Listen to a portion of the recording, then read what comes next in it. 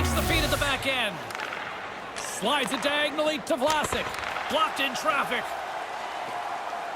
Goldtoven's carrying it ahead. He scores! All right, my friends, I have played tons of hours of NHL 20. I haven't beat years and years of the franchise mode, but I have played enough of this game to know that it is a ton of fun. Scores! We're all tied up! I'm reviewing this game not as a diehard hockey fan that knows all the minutiae going on with all of the teams across the league. I play this as a game to escape into and have fun. I play this as a video gamer, and I think that there's still a lot of us out there. I think there's a lot of fans of hockey video games that likely fell in love with this franchise back in the Sega Genesis days, which was the case for me. I think that this game, even though this has all the core fundamental elements to make this a game for fans of simulations, it's still really accessible and it's really a joy to play. You want to be as aggressive as you possibly can. Yes, it is iterative. It does feel like the NHL team at EA Canada has been stacking on little bits of improvements year after year. And this year, I think the emphasis, rather than spending a lot of time creating a whole bunch of new gameplay modes, because there's already tons of them, is they focused and drilled down on the control and the way that this game makes you feel.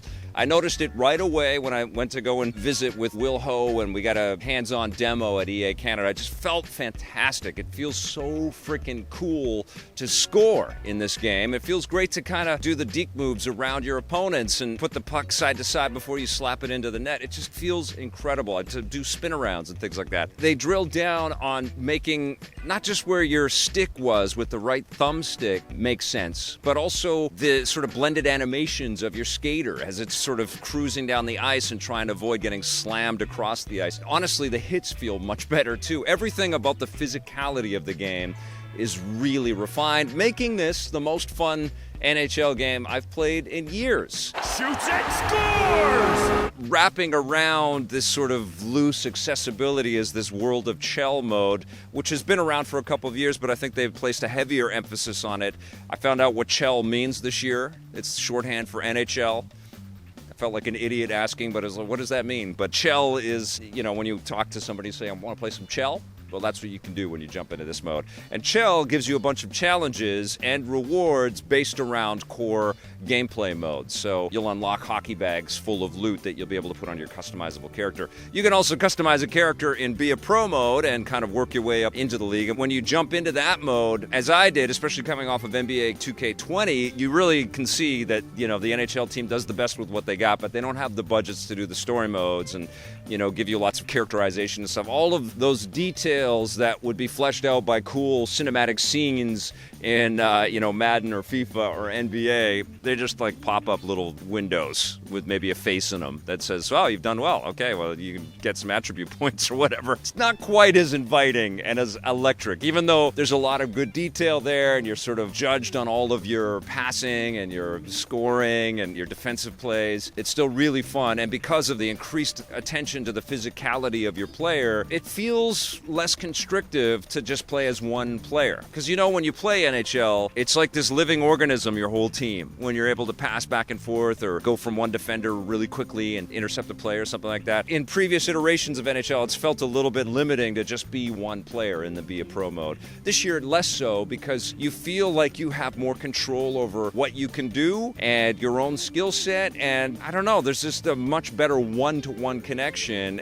And so it's a lot more fun. It's also incredibly fun to get into, you know, a simulated NHL experience with 6 players on the ice. The goalie AI is much better. The blended animations make everything flow much smoother, and there's shots that are associated with specific characters. It looked great, and it played great, and it felt great to run plays and see them pulled off. It even felt great to play online against other people and get completely humiliated by people that have spent a lot more time already sort of diving in. They've just played game after game after game. They've leveled up. They know all the intricacies. I had so many, you know, one-timers pulled off against me, and it was aggravating, but it felt great to be challenged and to be learning so that I could start to get a little bit better, you know. And I did get completely humiliated in some ones games online, and then I won one. I felt like a king, and I got completely thumped when I played versus online. Pittsburgh's got the puck against the half wall. Scores! Just 20 seconds apart. That's a pair of goals. Now, I did dive into the hockey Ultimate Team as well. It just felt so convoluted, and it felt rooted in so many different kinds of ways to manipulate you, to pull a little bit of money out of you. It felt a little insidious and deceptive and gross. And I realized that I'm not going to be a player that would ever spend time in something like that. Oh, and he hammers him and sends him down to the ice. Constantly throwing down money, or you're grinding to find the in-game currency so you can throw down the in-game money so that you get new card packs and build up your team.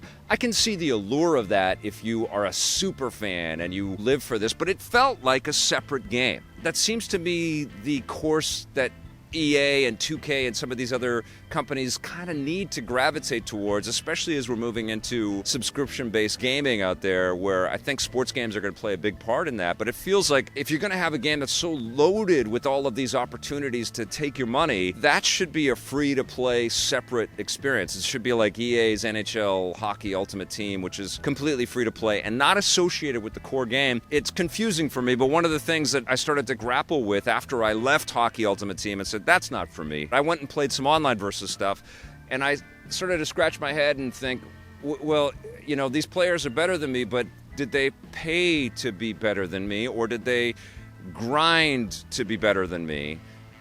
And that's one of the problems that microtransactions really impose on competitive gaming in general. That confusion, whether people are just more skilled and have spent more time getting better, or if they just paid their way to be better. And part of the problem is that there's so many different ways to play. Most of them are just like this bounty for somebody that revels in this kind of entertainment. Most of it is glorious. But there's also a lot of this cloud of confusion of what can you pay to win in an experience like this? How can I add a better teammate, or how can I add some more skills and attributes, or did I pay for a double XP card which infiltrates across all of my different game modes here? That's a frustration that should be removed from full price video games, period. I mean, there's lots of fans of Hockey Ultimate Team. There's lots of fans of the Ultimate Team modes in the other EA Sports games. There's lots of fans of the My Team mode and the microtransactional stuff that's in the NBA 2K stuff out there. People have money to burn, and people have the time to commit to these modes. That's why they become so successful. But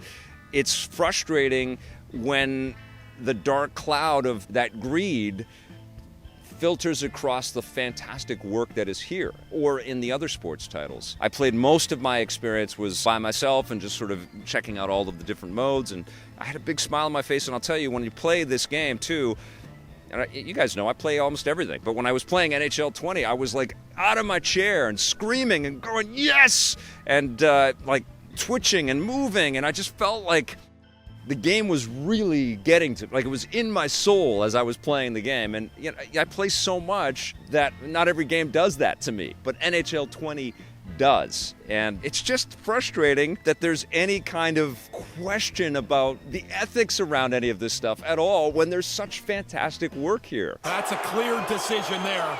I love this game. I think it's phenomenal. But this microtransaction cloud, it's got to go. It's got to be pulled out. I would love to hear what your thoughts are. It's hard not to talk about sports games without getting into this microtransaction stuff. It's hard to talk about many video games without talking about microtransactions and all of this other BS. I can tell you, though, you can have a great time, especially if you play locally, especially if you've got specific buds that you play online with. You can have an awesome time with NHL 20 and avoid all of that other nonsense if you don't want to. If I strip all that other crap away and I just think about what I played and what I had fun with, I love this game. I think EA did a fantastic job. I'm giving it a 9 out of 10.